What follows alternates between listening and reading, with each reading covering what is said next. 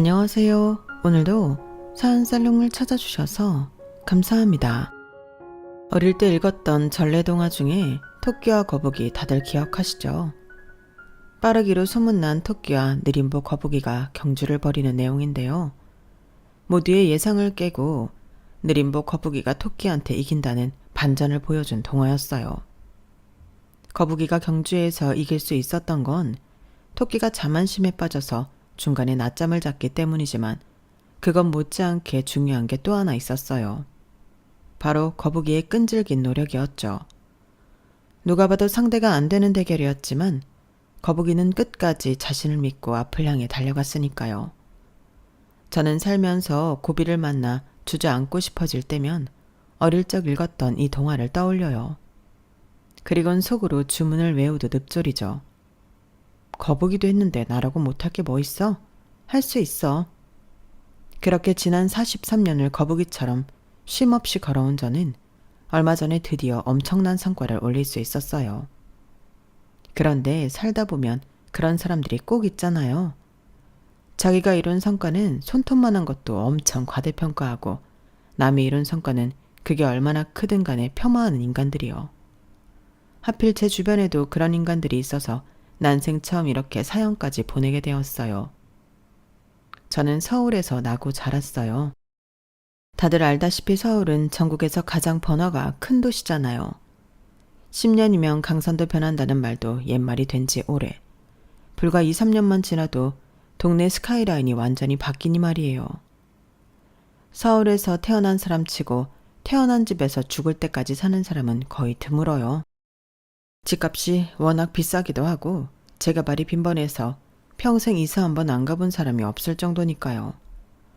저 역시도 태어나서 결혼을 하기 전까지 부모님을 따라 수없이 이사를 다녀야 했어요. 점점 형편이 나아져서 좋은 집으로 이사를 했던 거라면 참 좋았겠지만 실상은 그렇지 않았어요.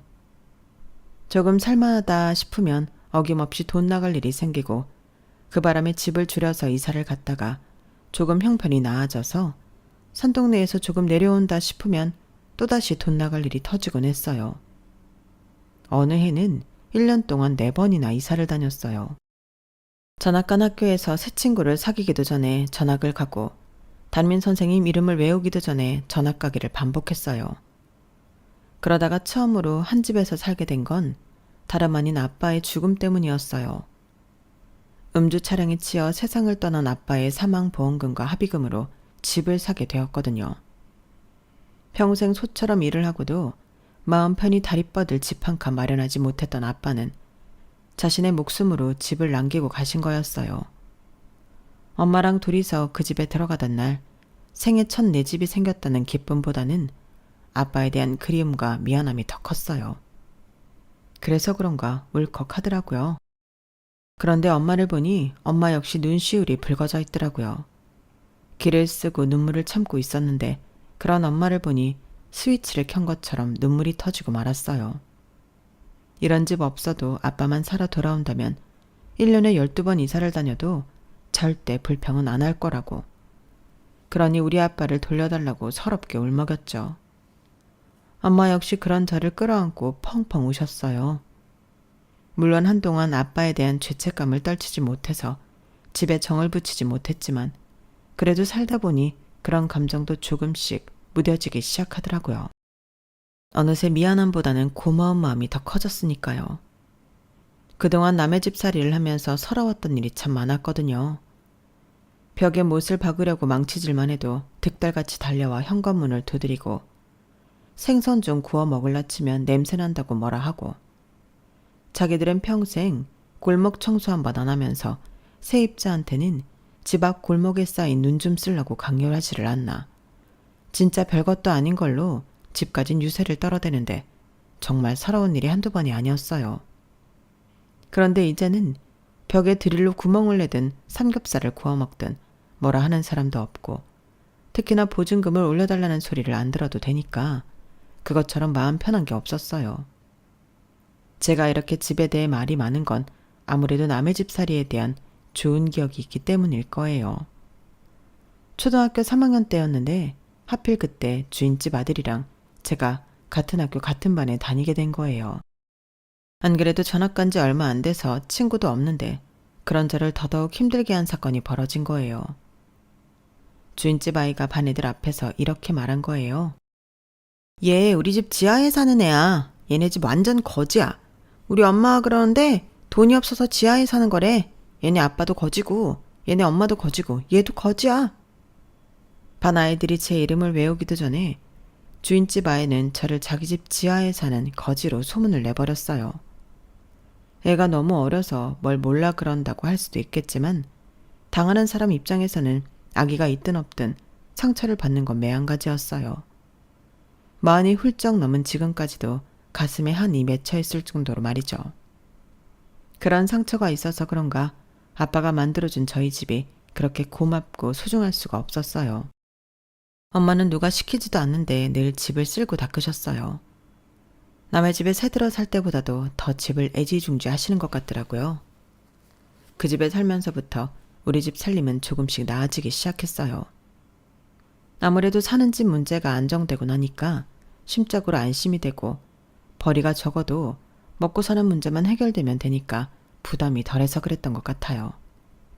그래도 집이 있었기 때문에 전처럼 자주 이사를 다닐 필요가 없었고 저 역시 전학을 다니지 않아도 됐기 때문에 드디어 친구들을 사귈 수 있게 되었어요. 그러니까 제가 친구를 제대로 사귀게 된 거는 중학교 2학년이 되고부터였어요. 한 곳에 정착을 하게 되니까 심적으로도 안정이 됐고 미래에 대한 계획도 세울 수 있게 되었어요. 하지만 그렇다고 해서 모든 문제가 해결된 것은 아니었어요. 당시 엄마는 닭갈비집에서 홀서빙을 하고 계셨는데 갑자기 일을 그만두게 되었어요. 조류 독감이 심해지면서 가게에 손님이 거의 들지 않았거든요. 생활이 넉넉한 상황이라면 갑자기 직장을 잃어도 몇 달은 버틸 힘이 있었겠지만 그달 벌어서 그달 쓰는 저희 집의 경우 당장 다음 달 생활비 걱정이 되었어요. 그래서 엄마는 급하게 일당을 받는 일을 시작했는데 가정집 파출 도우미 일이었어요. 한 집에서 고정적으로 일을 하는 건 아니고 그날 그냥 용역업체 사무실에서 연결해주는 집에 가서 일을 하고 일당을 받는 거였죠. 그러던 중에 저희 엄마를 고정 도우미로 부르고 싶다는 집이 나온 거예요. 저희 엄마가 워낙 음식 솜씨가 좋고 일 처리가 깔끔한 분이어서 그랬는지 그 집에서는 무척 마음에 들어했고 고정적으로 그 집에서 일을 하게 되었어요. 당시엔 매일 일자리 걱정을 안 해도 되니까 다행이라고 생각했어요. 그런데 하필 엄마가 일하러 간 집이 저희 옆반 남학생네 집이었지 뭐예요. 다행히도 그 애가 알아차리기 전에 저희 엄마 혼자만 그걸 알게 된 거예요. 하루는 엄마가 집에 오셔서 그러시더라고요. 서윤아 어떡하니? 글쎄 오늘 보니까 그 집 아들이 너랑 같은 중학교에 다니지 뭐니. 난 그것도 모르고 일하겠다고 이미 이달치 선불까지 받았으니 이제 와서 일 못한다고 돈을 물려줄 수도 없고. 이미 받은 돈의 일부를 생활비로 써버린 엄마는 난감해 하셨어요. 생각 같아서는 엄마한테 걱정하지 말라고 괜찮다고 말해드리고 싶었지만 선뜻 그 말이 나오지는 않았어요. 예전에 집주인 자식한테 당했던 일이 트라우마가 돼서 그런 것 같았어요. 결국 제 눈치를 보던 엄마는 제게 미안하다며 그러시더군요. 네가 내 딸인 걸 그 집에서는 모르고 있으니까 이달치 돈 받은 것만 일해주고 그만두겠다고 할게. 미안하다 서연아. 엄마는 제게 많이 미안하셨는지 혹시라도 엄마랑 내가 모녀지간인 게 들킬까봐 밖에서 저랑 마주치면 모르는 척하고 지나가시곤 했어요.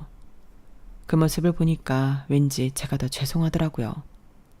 그렇게 한 달이 무사히 지나가나 했는데 무슨 운명의 장난인지 그만두기 일주일을 앞두고 그 집 아들이랑 정면으로 마주쳤지 뭐예요. 제가 감기 기운이 있어서 엄마랑 약국에 갔는데 하필 거기에 엄마가 일하는 집 아들이 들어온 거예요. 그 아이는 저희 엄마를 보자 꾸벅 인사를 했어요. 당황한 엄마와 저는 살짝 떨어져 서면서 둘 사이가 모르는 사이인 것처럼 연기를 했고요. 그런데 하필 그때 약사 아주머니가 눈치 없이 이러시는 거예요.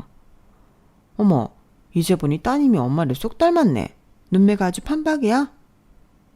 그러자 옆반 남자애는 저랑 저희 엄마를 번갈아 보더니 그제야 알았다는 듯이 눈이 커지더라고요. 그 모습에 엄마도 저도 심장이 철렁 내려앉는 것 같았어요. 이제 다 틀렸다 싶었거든요. 남자애는 먼저 반창고를 사들고 약국을 나갔고 엄마랑 저는 망연자실한 표정으로 약국문을 나섰어요. 그날 밤 저는 쉬이 잠들지 못했어요. 내일 학교에 가면 애들이 나를 놀려대겠지? 겨우 친구도 생기고 애들한테 손가락질 안 받고 살게 됐는데 이제 어쩌지?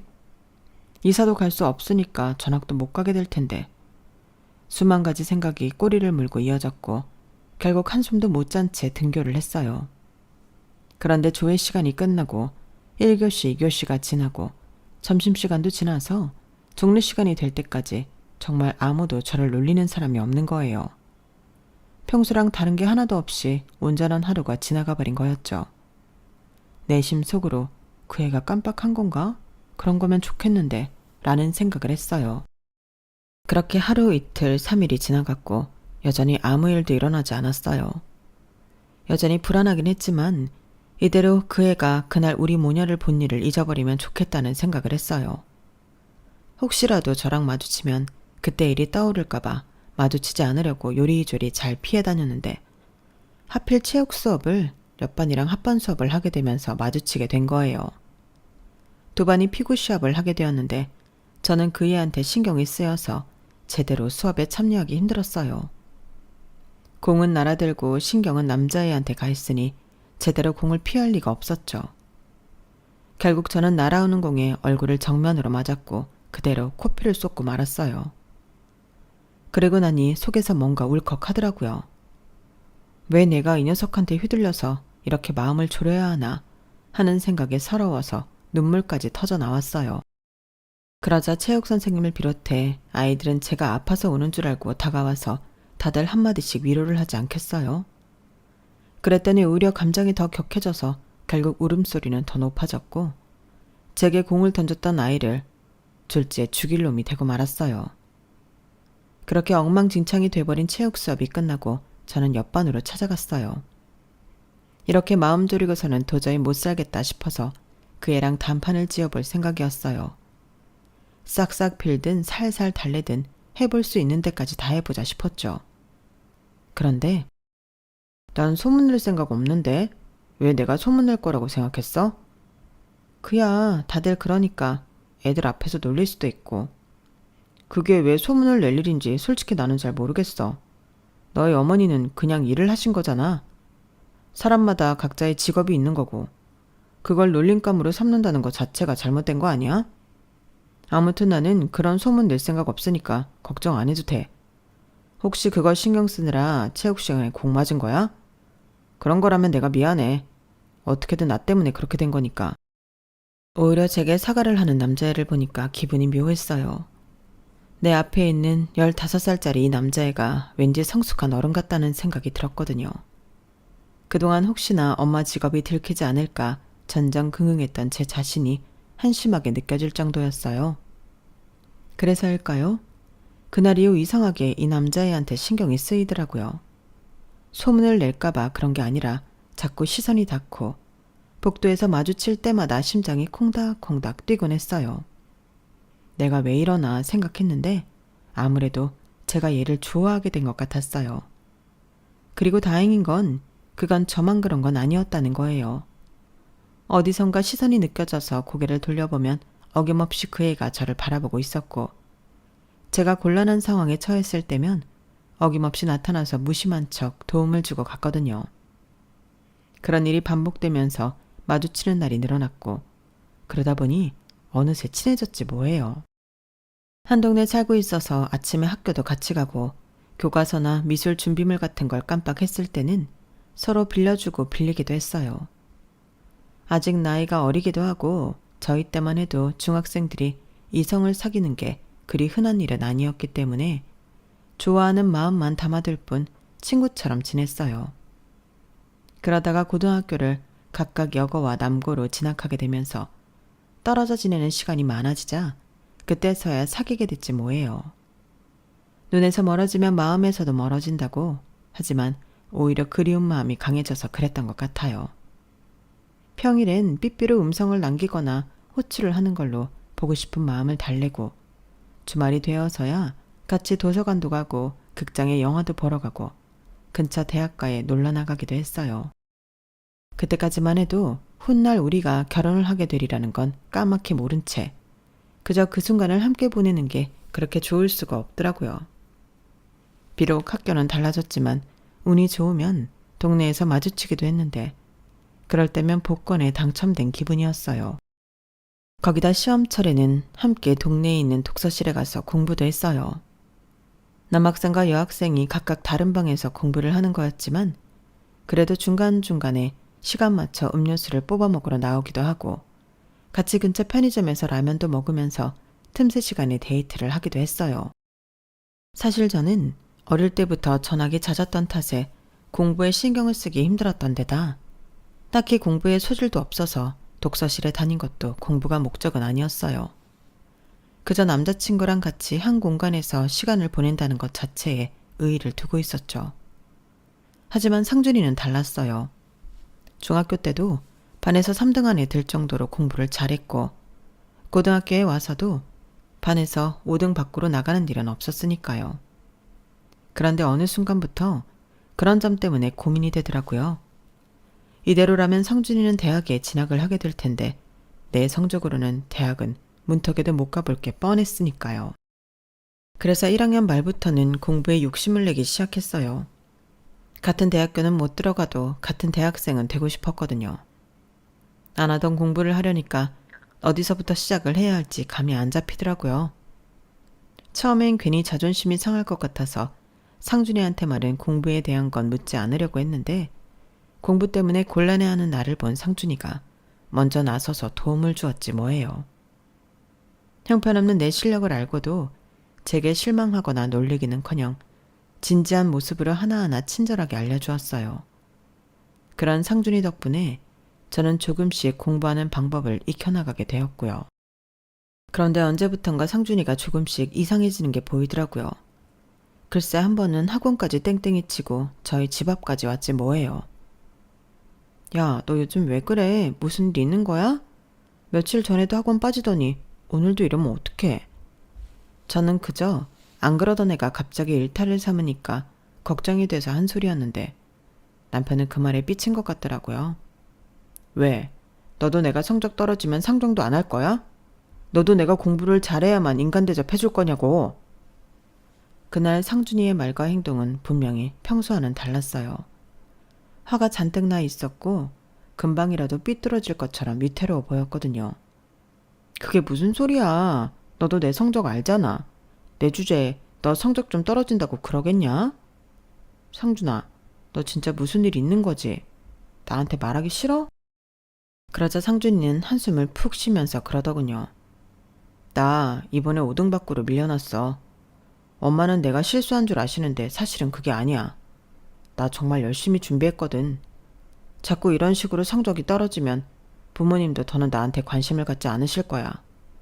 나는 우리 집안의 유일한 오점이 될 테니까. 야, 그런 말이 어딨냐? 성적 좀 떨어졌다고 부모님이 자식한테 관심을 안 주다니. 그러자 상준이는 마치 미래를 다 알고 있는 듯한 표정으로 한숨을 쉬었어요. 그리고는 우리 집은 그래. 우리 부모님을 비롯해서 큰형, 작은형, 심지어 사촌 형들까지 서울대, 연고대 이하로는 없어. 중고등학교 때 전교 3등 밖으로 떨어진 적도 없는 사람들이야. 지금 내 성적이 놀림감이 될 정도라고. 강서윤, 나 솔직히 자신이 없어. 난 아빠처럼 서울대 갈 자신도 없고 더군다나 의사가 될 자신은 더더욱 없어. 그런데 그렇게 하지 않으면 안 되니까. 지금까지 저는 상준이를 세상 고민 하나 없는 아이인 줄 알았어요. 집도 잘 살고 공부도 잘하고 교우 관계까지 좋으니 문제가 될 게 없다고 생각했거든요. 하지만 그날 상준이가 안고 있는 고민을 들은 뒤로는 상준이가 가엾게 보이기 시작했어요. 그래서 나라도 상준이가 공부하는데 방해가 안 되려고 엄청 신경을 썼는데 상준이 어머님이 보시기에는 그렇지 않았나 봐요. 하루는 수업 중에 담임선생님 호출을 받고 교무실로 가게 됐어요. 담임 앞에는 엄청 부티가 나는 아주머니 한 분이 계시더라고요. 상준이 어머니셨어요. 상준이 어머니는 담임선생님도 함께 있는 그 자리에서 제게 대놓고 그러셨어요. 야, 넌 얼굴은 멀쩡한 애가 어쩜 그렇게 공부를 못하니? 얼굴값도 못하게. 그 성적으로 사는 거 창피하지도 않아? 하긴 그걸 알면 그 점수 받고도 좋다고 우리 아들까지 꿰내서 놀러 다니지는 않았을 테지. 근데 얘, 넌 원래 그런 애니까 살던 대로 살아도 되지만 우리 상준이는 아니야. 지 아빠 병원 물려받아야 할 중차대한 책무가 있는 아이거든. 그러니까 앞으로는 네 혼자 놀란 얘기야. 앞날이 창창한 우리 아들한테 피해주지 말고. 아줌마가 오늘 한 말 가슴에 새겨둬. 알겠니? 무례한 말을 서슴지 않고 제 면전에 대고 하시는데도 담임은 먼 산 바라보듯 가만히 있었어요. 자기 반 학생이 다른 반 학생 엄마한테 이런 수모를 당하는데도 말이죠. 애초에 수업을 받고 있는 학생을 멋대로 불러내 이런 자리에 앉히는 것 자체가 선생으로서 자격이 없는 짓이었어요. 그날 그런 수모를 당하면서 제가 한 가지 확신했던 게 있었어요. 어른이라고 해서 다 어른은 아니구나 하는 거였죠. 결국 상준이는 부모님 성에 못 이겨 강남에 있는 학원에 다니게 되었고 졸업하는 날까지 얼굴 한번 볼 수 없었어요. 상준이는 평일 외에도 주말에는 학원 수업과 과외를 해야 했거든요. 가끔씩 제가 삐삐에 남긴 음성을 듣고는 뒤늦은 음성을 보내긴 했지만 그마저도 단답 정도에 불과했어요. 그리고 드디어 수능 시험이 다가왔고 우리는 얼굴 볼 시간도 없이 서로 잘 봐서 대학생이 되자는 응원 문자를 주고받고는 시험장으로 향했어요. 저는 평소 모의고사 성적보다 40점가량이 올랐고 상준이는 마지막 모의고사보다 12점이 더 오른 성적을 받게 되었어요. 그 덕분에 저도 상준이도 자신들이 원하는 대학에 합격할 수 있었죠.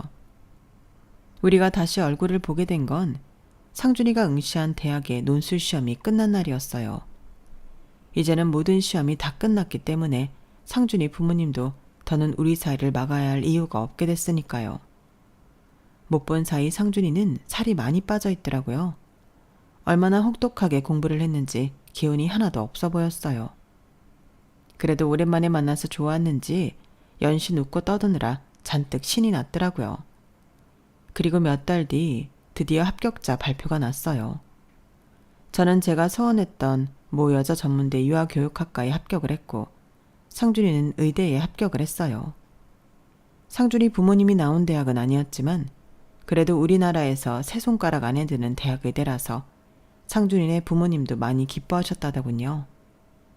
모처럼 다시 일주일 내내 붙어 다니게 된 우리는 대학에 들어가면 방학 때 같이 배낭여행도 가자고 약속을 했어요.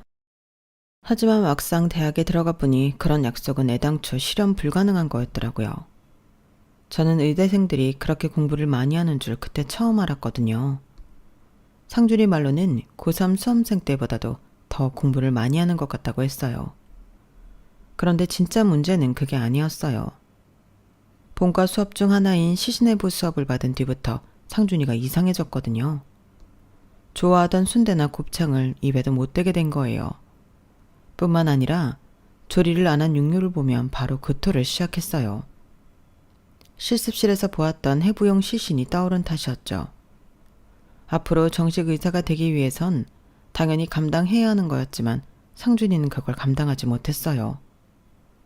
결국 그날 이후 상준이는 수업도 들어가지 않고 방황을 시작했고 그 사실을 아는 사람은 오직 저뿐이었어요.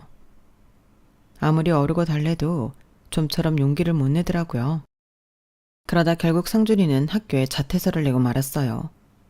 자퇴서를 내지 않으면 자기 부모님이 어떻게 해서든 자신을 학교로 도로 돌려보낼 거라는 두려움 때문에 서두른 거였죠. 그리고 그 사실은 얼마 뒤 상준이 부모님 귀에 들어가게 되었고 한바탕 난리가 났어요. 결국 상준이는 군에 자원 입대를 하게 됐고 상준이가 군복무를 하는 사이 저는 대학을 졸업하고 유치원에 취직을 하게 되었어요. 제가 취직을 하고 이듬해 제대한 상준이는 아르바이트를 해서 돈을 모으더니 그 돈으로 미술학원을 다니기 시작했어요. 원래 자신이 꿈꿔왔던 미대에 진학을 하겠다고요. 1년간 거의 미술학원에서 먹고 자다시피 입시미술에 매달렸던 상준이는 다음에 미대에 합격을 했고 축하 인사를 받기도 전에 집에서 쫓겨났어요. 부모님으로부터 우리한테는 너처럼 더 떨어진 자식은 필요 없다는 말을 듣고 말이죠. 이미 성인이던 상준이는 영수 과외도 하고 미술학원에서 새끼 강사로 일하면서 열심히 돈을 벌어댔어요.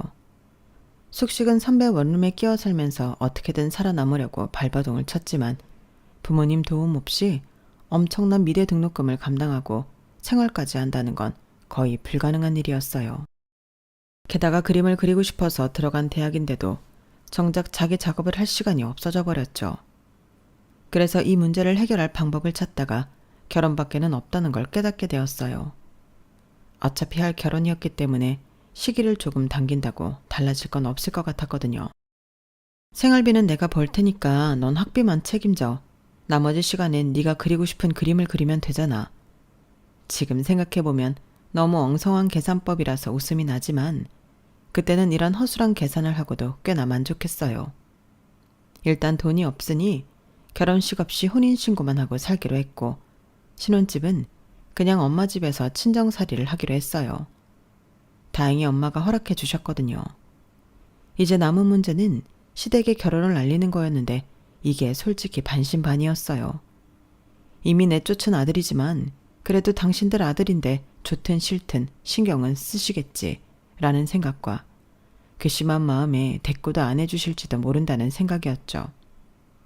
그리고 결과는 후자였어요.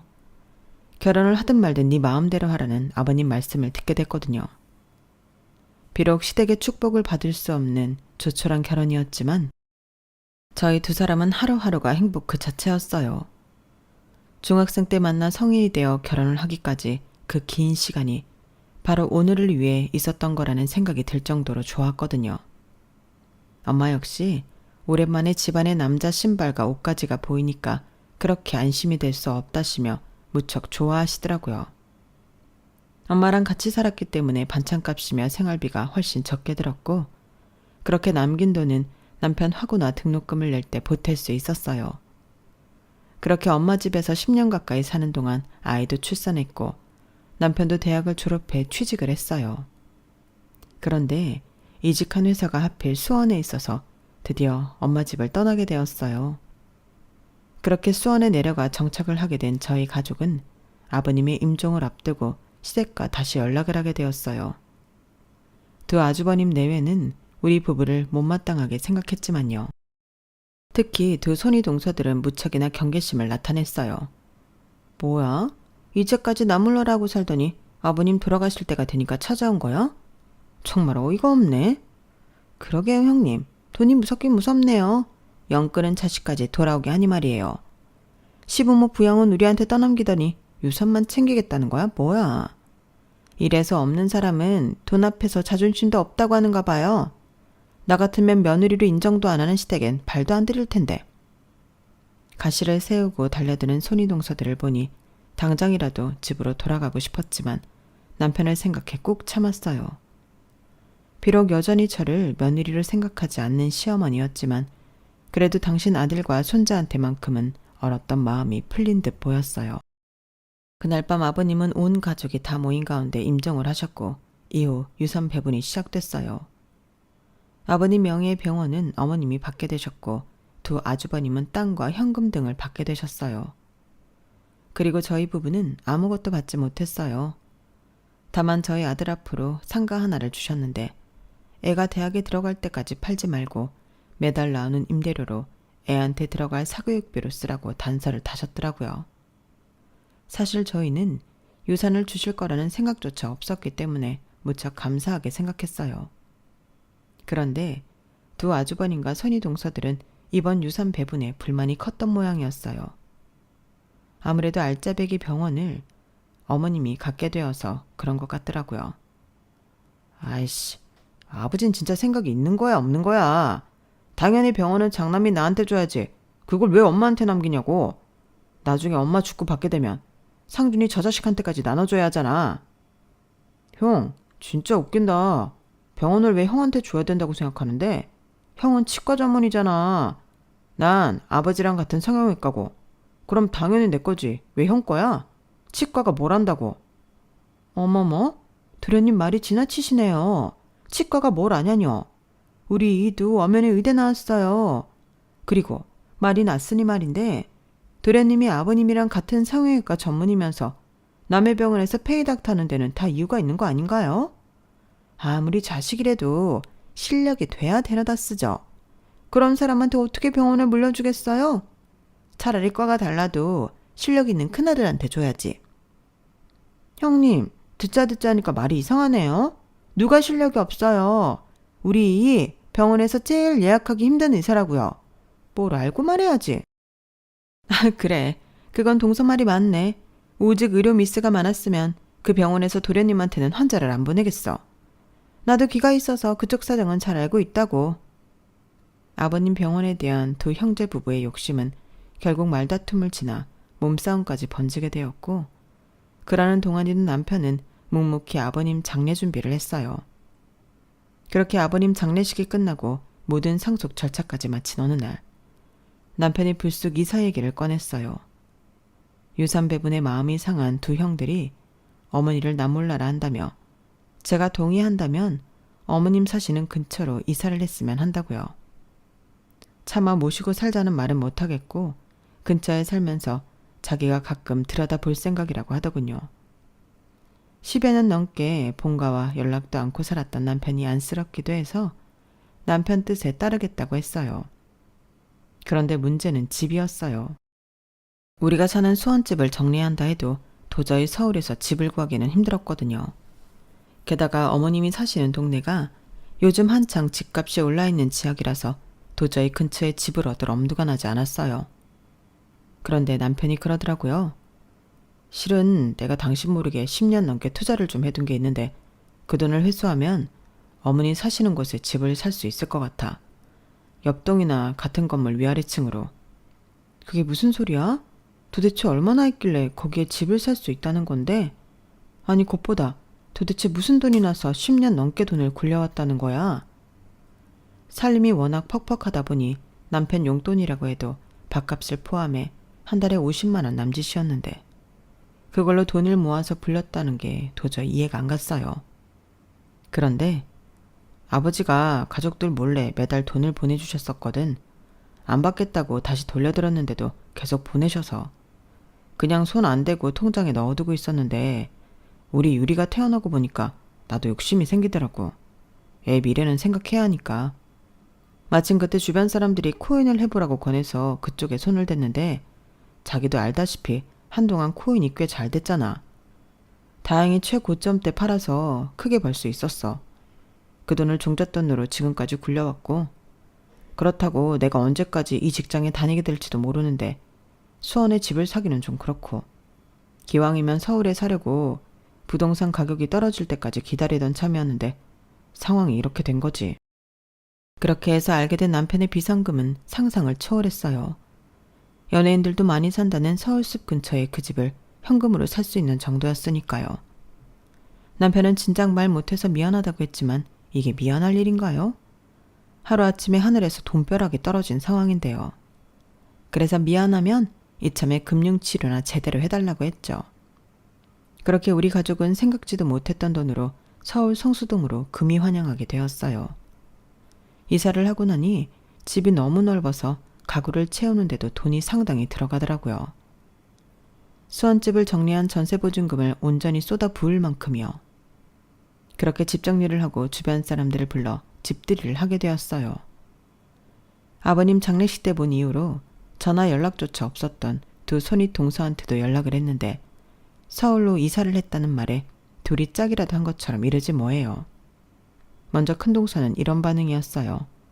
서울? 동서네 형편으론 서울에서 전셋집도 못 구할 텐데 설마 월세는 아니지? 암튼 생각해보고 가든 말든 할 테니까 문자로 주소나 보내봐. 그리고 둘째 동서는 이러더라고요.